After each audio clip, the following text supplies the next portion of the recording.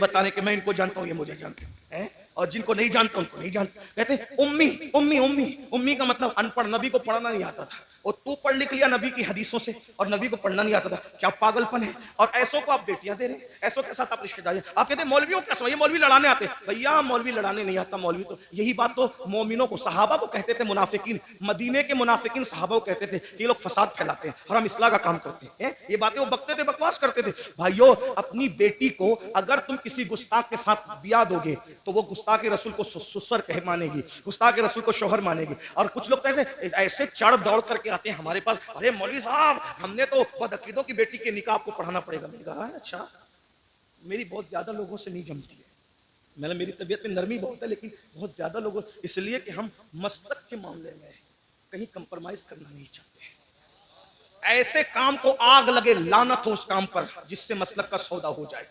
हम मसलहत के कायल हैं, मसलक फरोशी के कायल नहीं है। हाँ, तबीयत में नरमी होनी चाहिए मगर मौकिफ में सख्ती होनी चाहिए, और हमारा मौकिफ वही हो जो गुज़िश्ता सदी में इमाम अहले सुन्नत ने बयान। बेशक बेशक, हाँ, हमारा नजरिया वही होना चाहिए। माहौल देखकर पूरी मत बांधो, मजमा देख के बातें मत करो, क्योंकि अल्लाह की बारगाह में खड़े होना है। अरे कहते हैं निकाह आपको पढ़ाना है, हम तो बदअकीदों के यहाँ से दूसरी पार्टी से लाए हजरत। मैंने कहा अच्छा, तो कहा हजरत चंद दिन में सुन्नी बना लेंगे। मैंने कहा तू बड़ा सुन्नी बन गया जो उसको बहू को सुन्नी बनाएगा, और अगर वो बन भी जाए तो क्या वो गुस्ताख रसूल को अब्बा कह के न पुकारेगी? तुम्हारा पोता पैदा हुआ तो उसका नाना मरेगा तो उसका जनाजा, वो गुस्ताख का जनाजा तुम्हारा पोता पढ़ने न जाएगा? तुम कितने सुन्नी हुए जो दूसरों को सुन्नी बनाओ? जिसका खाते हो उसकी वफादारी करो, कम से कम कुत्ते से सीखा होता। कुत्ता एक रोटी खाता है, मालिक की वफादारी करता है। हमें जो मिला है नबी के सदके में मिला। कहते हैं उम्मी है, अनपढ़ है। मैंने कहा पागल हुआ है, पागल हुआ है, पागल है, कैसी बात करता है? उम्मी है, अनपढ़ है। हुजूर अनपढ़ नहीं थे। उम्मी की तो तशरीह आशिकों ने बहुत की है। उम्मुल कुरा में पैदा हुए इसलिए उम्मी थे, अल्लाह के सिवा किसी से नहीं पढ़े इसलिए उम्मी थे। अल्लाह के अलावा उनका कोई उस्ताद नहीं है, और ये शान सिर्फ रसूलुल्लाह की है। अपने जैसे किसी बशर से उन्होंने नहीं पढ़ा। अर्रहमान अल्लमल कुरान, रहमान से उन्होंने पढ़ा। अल्लमल इंसान अल्लमहुल बयान, खलकल इंसान अल्लमहुल बयान। अल्लाह ने इंसान को पैदा किया और इल्म बयान सिखाया। वअल्लमका मा लम तकुन तालम। मेरे इमाम कहते हैं ऐसा उम्मी किस लिए मिन्नत कशे उस्ताद हो, ऐसा उम्मी किस लिए मिन्नत कशे उस्ताद हो। क्या किफायत उसको इकरा रब्बुकल अकरम नहीं? क्या किफायत उसको इकरा रब्बुक। और उम्मी का एक माना माँ वाला भी होता है कि मेरे नबी माँ वाले थे, यानी माँ होने की एतबार से मेरे नबी की माँ जैसी थी, वैसे किसी की माँ हो भी नहीं सकती। हुजूर माँ वाला, मतलब माँ वाला, उम्मुल कुरा वाला, माँ वाला। उम्मुल किताब वाला भी उम्मी होता है, क्योंकि कुरान का एक नाम उम्मुल किताब भी है, उम्मुल किताब। अब आप कहते हैं अनपढ़। मैंने आखिरी बात कर दूं, चिट्ठिया इसलिए कर दूं वरना खत्म कर रहा। लोग क्या कह रहे हैं? क्या कह रहे हैं?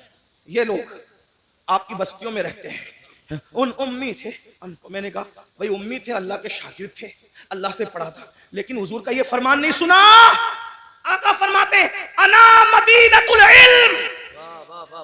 आका ने क्या फरमाया? अना मदीनतुल इल्म। अनपढ़ कह रहे हो नबी को, नबी करे मैं इल्म का शहर हूं, वो अली जुन बाबू, हाँ, और अली उसका दरवाजा है।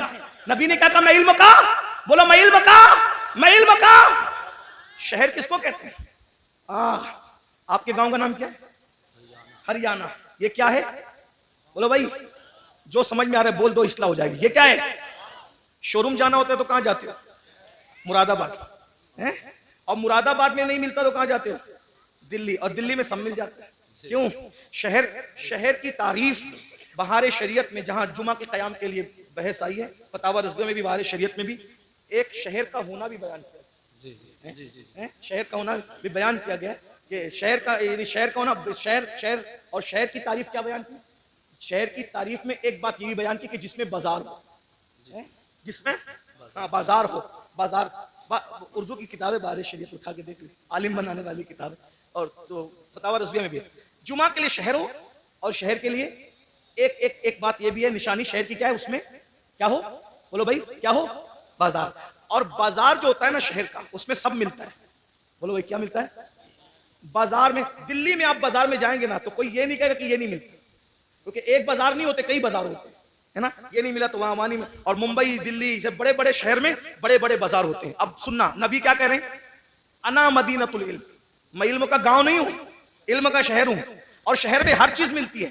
وہ بتا اگر ہر علم چاہیے میرے پاس آؤ، سائنس یہاں سے ملے گی، ٹیکنالوجی یہاں سے ملے گی، الجبرا یہاں سے ملے۔ ارے الجبرا پہ لوگ گھمنڈ کرتے ہیں، کسی اور زبان میں الف لام کے ساتھ کوئی بات کرتا ہو تو بتاؤ، یہ الجبرا ہی بتا رہا ہے کہ یہ عربیوں کا دیا ہوا ہے، یہ الجبرا ہی بتا رہا ہے کہ یہ عربیوں کا۔ نبی کہنے میں علم کا شہر ہوں، جیسے شہر میں سب ملتا ہے ویسے میرے یہاں ہر علم ملتا ہے۔ لیکن مجھے بتاؤ کیا مراد آباد والے یہ کہہ سکتے ہیں کہ میں نے پورا مراد آباد دیکھا ہے؟ دلی والے کہہ سکتے ہیں میں نے پورا دلی دیکھا ہے؟ ممبئی والے کہہ سکتے ہیں میں نے پورا ممبئی دیکھا؟ بولو کوئی کہہ سکتا ہے؟ نہیں، پورا شہر پیدا ہو کے آدمی مر جاتا ہے شہر میں، لیکن گلی گلی گھر گھر نہیں دیکھ پاتا۔ تو نبی کہنے میں علم کا شہر ہوں۔ ارے جب تو دلی جیسا شہر پورا نہیں گھوم سکتا تو علم کا شہر مصطفیٰ جان رحمت کو تو کیا جان سکتا ہے؟ تو اب شہر کی پہچان کیسے ہوتی ہے؟ تو شہر کا ایک دروازہ ہوتا ہے، جتنا بڑا دروازہ ہوگا شہر کا اندازہ اسی سے لگایا جائے گا۔ نبی کہہ رہے ہیں انا مدینۃ العلم،